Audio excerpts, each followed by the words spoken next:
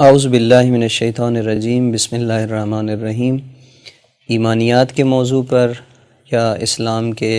بنیادی ترین عقائد یا اسلام کے اعتقادی معارف کے سلسلے میں جو گفتگو کا سلسلہ جاری ہے، اس میں آج تیسری گفتگو ہے۔ کل آپ کی خدمت میں ایمان اور عقیدے کی وضاحت پیش کی تھی، اس کا مختصر لغوی اور اصطلاحی معنی، اور ایمان اور عمل کا ایک دوسرے کے ساتھ ہونا اور ایمان کے انسان کی عملی زندگی پر جو اثرات ہیں اس کو آپ کی خدمت میں عرض کیا تھا۔ آج کی گفتگو میں قرآن مجید کی سورہ انفال کے اندر مومنین کی جو صفات بیان کی گئی ہیں، جو قرآن مجید نے ان صفات کو مومنین کے ساتھ خاص کیا ہے اور یہ کہا ہے کہ جن کے اندر یہ صفات ہیں وہ واقعاً اور حقیقی معنوں میں مومن ہیں۔ تو وہ صفات کیا ہیں؟ ان میں سے پہلی صفت جو خداوند متعال نے بیان فرمائی کہ اذا ذکر اللہ وجلت قلوبہم، کہ جب ان کے سامنے اللہ کا ذکر کیا جاتا ہے تو ان کے دل دہل جاتے ہیں۔ تو یہاں پر رہبر معظم آیت اللہ العظمیٰ سید علی خامنائی اس کی وضاحت کرتے ہوئے فرماتے ہیں کہ دو طرح کا خوف انسان کو لاحق ہوتا ہے۔ ایک خوف وہ ہے کہ جو مجرموں والا خوف ہے، کہ ایک مجرم جب دنیا کی بھی کسی عدالت میں جاتا ہے اور جج کے سامنے پیش ہوتا ہے تو اس پر ایک خوف طاری ہوتا ہے اپنے اس جرم کی وجہ سے یا اس غلط کام کی وجہ سے، اس سزا کے خوف کی وجہ سے۔ تو ایک مجرموں والا خوف ہے،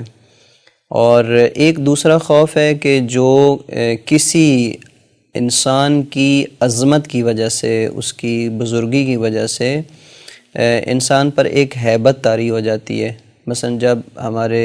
معاشرے میں بھی کوئی ایسی معنوی اور روحانی شخصیت سے ہمارا واسطہ پڑے، اس سے ملاقات ہو، تو ایک خاص قسم کا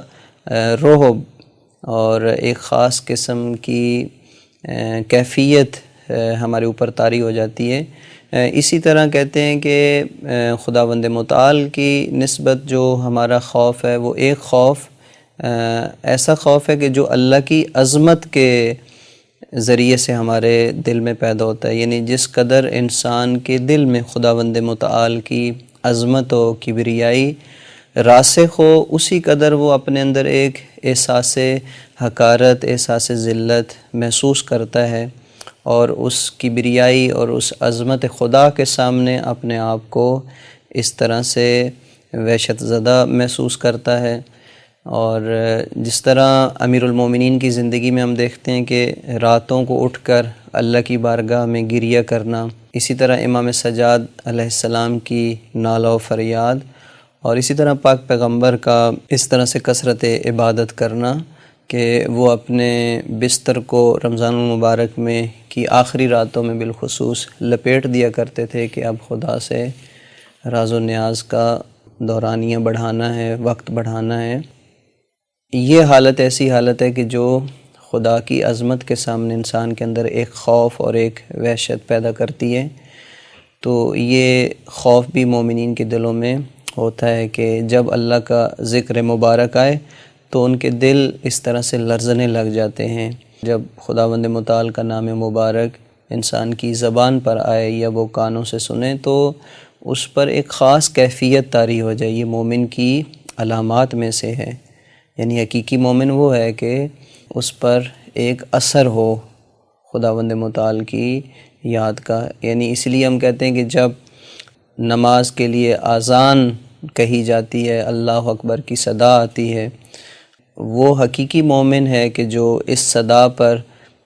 اس کا چہرہ متغیر ہو جاتا ہے۔ بالکل اسی طرح جیسے تاریخ اسلام کی، صدر اسلام کی ان مثالوں کو بیان کرتے ہیں، واقعات کو بیان کرتے ہیں کہ پیغمبر اسلام اور بقیہ ائمہ ہدیٰ جب بارگاہ خدا میں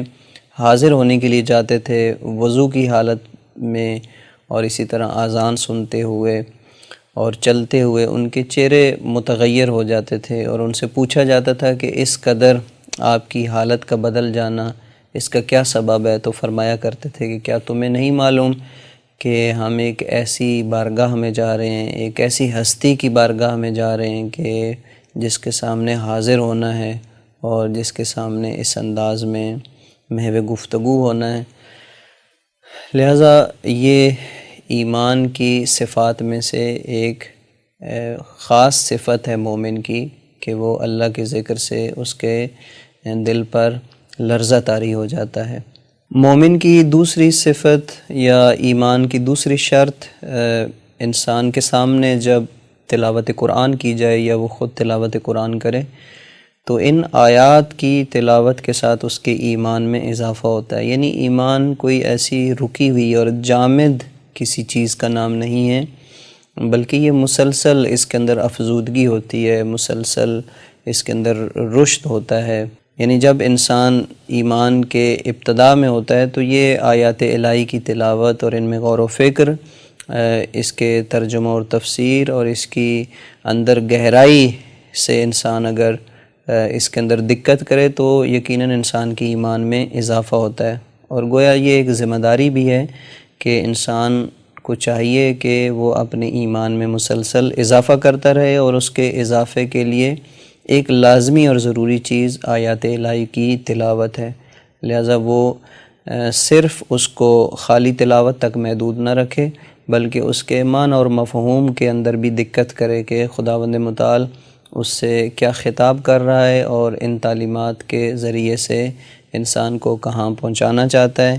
لہذا گہرائی کے ساتھ اس تلاوت قرآن مجید کے عمل کو انجام دینا یہ مطلوب ہے۔ یہ مومن کی دوسری صفت اور دوسری نشانی ہے کہ وَإِذَا تُلِيَتْ عَلَيْهِمْ آیاتُ زَادَتْهُمْ ایمانا، کہ آیات قرآنی کی تلاوت سے اس کے ایمان میں اضافہ ہوتا ہے۔ مومنین کی تیسری صفت اور تیسری خصوصیت جو سورہ انفال میں بیان ہوئی ہے، وَعَلَىٰ رَبِّهِمْ يَتَوَكَّلُونَ، کہ وہ خدا پر بھروسہ کرتے ہیں، خدا پر توکل کرتے ہیں، خدا پر اعتماد کرتے ہیں۔ لہذا اس کا مطلب کیا ہے خدا پر توکل کرنے کا؟ ایک معاشرے میں جو رائج توکل کا مفہوم ہے، بعض لوگ اپنی سستی اور کاہلی کی وجہ سے خود کوئی کوشش اور جد و جہد نہیں کرتے، اور وہ ساری ذمہ داری خداوند متعال کی طرف ڈال دیتے ہیں اور کہتے ہیں کہ خدا خود ہی ساری چیزوں کو ٹھیک کر دے گا۔ اور قرآن مجید نے اس حالت کی بہت زیادہ مذمت کی ہے، اور بنی اسرائیل کی قوم کی طرف خداوند متعال نے اشارہ کیا ہے کہ جن کی یہ حالت تھی کہ وہ اپنی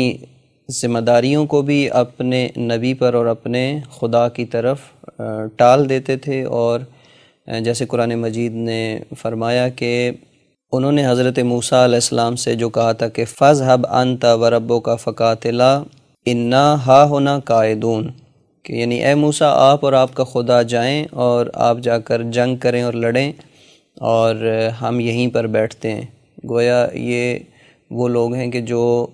یہ کہنا چاہتے ہیں کہ رہبر معظم کے بقول کہ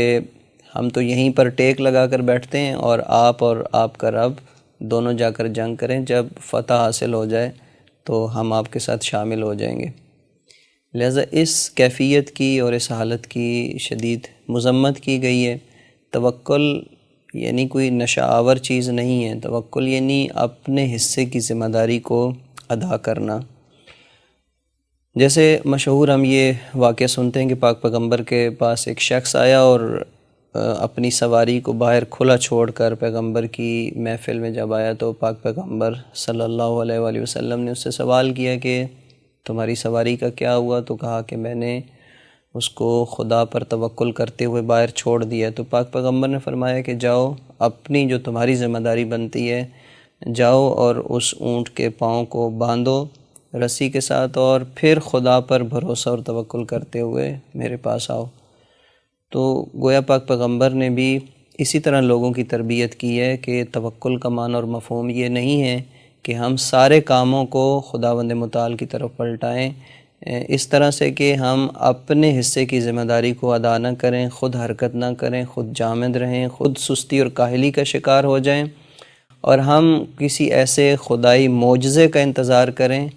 تو خداوند متعال نے اس طرح سے انسانوں کو خلق ہی نہیں کیا، نہ اسلام کی تعلیمات اس طرح کے توکل کی طرف ترغیب دلاتی ہیں۔ لہٰذا دنیا کے اندر جو خرابیاں ہیں، جو برائیاں ہیں، جو فساد ہے، انسان کی ذاتی زندگی میں بھی جو کمیاں ہیں، اور جو اجتماعی پورے ہمارے ماحول میں جو ہمارے معاشرے کے اندر ہیں، ان سب کی اصلاح کرنا یعنی جو ہمارے حصے کا کام بنتا ہے اس کو انجام دینا، یہ مومن کی صفات میں سے ہے۔ یعنی خدا پر توکل ایک محرک ہے، ایک حرکت دینے والا عامل ہے کہ جو انسان کو اس امید کے ساتھ اپنی ذمہ داریوں کی ادائیگی کی طرف بڑھاتا ہے کہ انشاءاللہ اس کے ساتھ اللہ کی نصرت اور مدد میرے ساتھ شامل حال ہوگی۔ یعنی مومن جب اللہ پر توکل کرتا ہے تو اس کے لیے کوئی بند گلی کا تصور نہیں ہے۔ کسی بھی بحرانی حالت میں، کسی بھی شدید ترین مشکل میں خدا پر توکل کرنے والا ایک انسان کبھی بھی مایوسی کا شکار نہیں ہوتا، بلکہ وہ اللہ کی نصرت و مدد کا امیدوار ہوتا ہے، اور اس کو اپنے رب پر مکمل بھروسہ ہوتا ہے، توکل ہوتا ہے کہ انشاءاللہ خدا مجھے اس بند گلی سے نکالے گا